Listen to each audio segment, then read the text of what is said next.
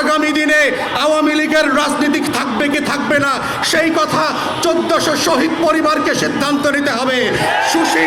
কোন সুশীল উপদেষ্টার কথায়, কোন শাশুড়ির কথায়, দিল্লির কথায় সেই সিদ্ধান্ত হবে না।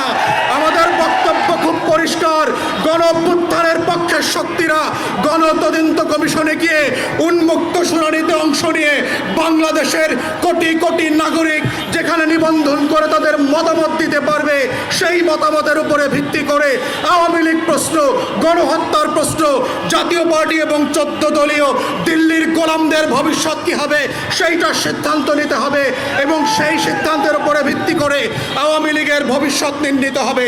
এই প্রস্তাব দেবার 7 মাস 8 মাস পেরিয়ে গেলে পরে আমরা দেখতে পাচ্ছি জুলাই গণহত্যা নিয়ে কোনো উচ্চবাচ্য করবার আয়োজন দেখতে পাচ্ছি না।